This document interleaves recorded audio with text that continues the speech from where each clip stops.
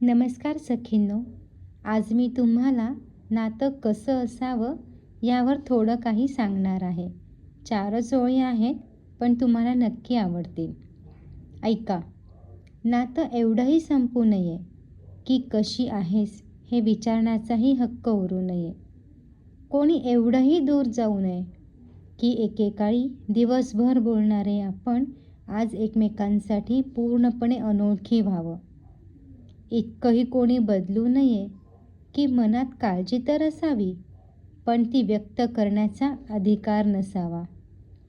एवढंही कोणी कोणाला परक करू नये की मनातला जिव्हाळा हरवून जावा. डोळ्यातल्या आठवणी विरून जाव्यात आणि माणुसकीचा शेवट व्हावा. कारण नाती तुटली तरी चालतील, पण मनातला आदर आणि जिव्हाळा कधीच मरू नये. तुम्हाला काय वाटतं सखींनो? नक्की कमेंट करून सांगा. धन्यवाद.